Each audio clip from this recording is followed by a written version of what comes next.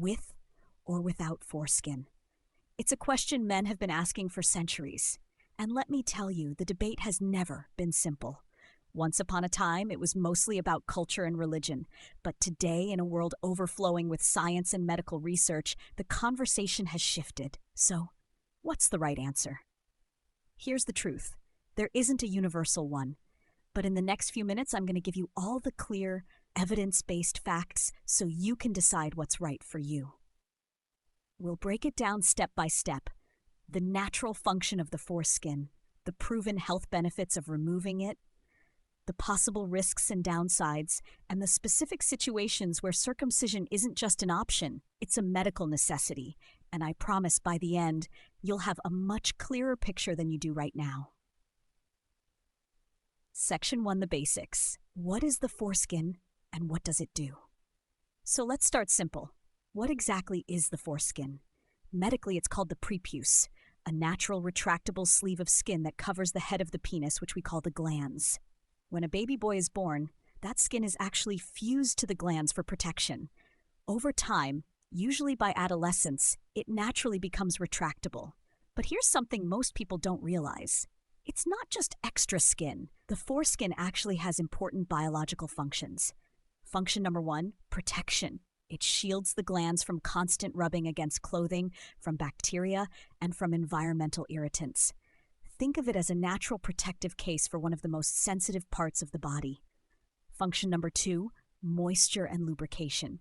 The inner surface of the foreskin keeps the area slightly moist and chemically balanced. This can make sexual activity more comfortable and reduce irritation. Function number 3, sensation. The foreskin contains thousands of fine-touch nerve endings, far more than most people imagine. For many men, it's part of what makes arousal and pleasure feel the way it does. So yes, it has a purpose, but there's another side to the story. Section 2, the medical benefits of removal. For thousands of years, circumcision, the surgical removal of the foreskin, has been practiced for cultural and religious reasons. Today, more people consider it from a purely health perspective. Here's what the research says. Benefit number 1, easier hygiene. Without the foreskin, cleaning is more straightforward. This helps prevent the buildup of smegma, a whitish mix of skin cells and oils. While smegma itself isn't dangerous, if it builds up, it can lead to odor, irritation, or infections. Benefit number 2, lower infection risk. A foreskin can trap moisture and bacteria, which increases the risk of conditions like balanoposthitis, inflammation of both the glands and the foreskin. Research also shows that circumcising infants significantly reduces their risk of urinary tract infections during the first year of life. Benefit number 3, reduced risk of certain STIs. This is where the science is especially compelling. Large-scale, gold standard clinical trials in parts of Africa found that male circumcision reduced the risk of acquiring HIV through heterosexual sex by up to 60%. It also lowered the risk of HPV, the virus linked to cervical cancer in women and penile cancer in men, and reduced transmission of genital herpes.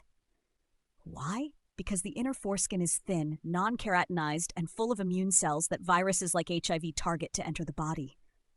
Removing it removes one of the main gateways. But here's the important part. Circumcision reduces risk. It doesn't eliminate it. Safe sex practices, including condoms, remain essential. Section 3, penile cancer and long-term protection. Another benefit? Lower risk of penile cancer. It's rare in developed countries, but chronic inflammation, poor hygiene, and HPV infection, all reduced by circumcision, are major risk factors. So yes, there's a small but real long-term protective effect. Section 4, the downsides and risks. Now let's be balanced. Circumcision is still surgery, and every surgery has risks, even when done in a safe, sterile environment. Possible complications include pain during and after the procedure, bleeding or infection, cosmetic outcomes that aren't ideal, too much or too little skin removed. Then there's sensation. Removing the foreskin does change the way the penis feels because you're removing nerve-rich tissue. For some men, the difference is minimal. For others, there's a noticeable drop in sensitivity. Over time, the exposed glands can become slightly thicker, a process called keratinization, which may further reduce sensation. And finally, without the foreskin, you lose its natural protective and lubricating functions forever. Section 5. When circumcision is a medical necessity. Most of the time, the choice is yours, but sometimes it's not a choice at all. It's necessary. The most common reason? Phimosis. This is when the foreskin is too tight to be pulled back over the glands. In severe cases, it can cause pain, recurring infections, and make proper cleaning impossible. Another more urgent situation is paraphimosis. This happens when a tight foreskin is pulled back but gets stuck behind the glands. It acts like a tourniquet, cutting off blood flow. This is a medical emergency and needs immediate attention to avoid permanent damage. Finally, some men experience chronic recurring infections that don't respond to other treatments. In these cases, circumcision can be the definitive cure. Section 6. For everyone else, if you're not dealing with medical problems, the decision becomes personal. Parents might decide based on cultural or religious beliefs. Adults might weigh the health benefits against the risks and think about cosmetic preference. There's no one-size-fits-all answer here, and that's the truth. Section 7. A quick word on performance. And while we're talking about men's health, there's another issue many of you might relate to, and it has nothing to do with foreskin. Performance. Maybe your erections aren't as strong, maybe they don't last as long, or maybe you're finding it takes more effort than before. I recently discovered something remarkable from a top biomedical engineer. A simple, 7-second home technique that helps improve blood flow naturally. No pills, no pumps, no risky injections. I've put the link in the pinned comment below, and if you're watching on your phone, you can scan the QR code on your screen to see exactly how it works. You might be surprised how simple it really is.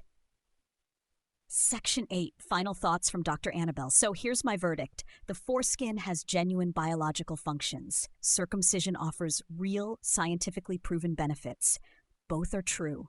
The right choice depends on your body, your health, and your values. And please, if you're experiencing pain, infections, or any foreskin-related concerns, see a doctor, preferably a urologist. They'll give you clear, personal advice, not internet guesses.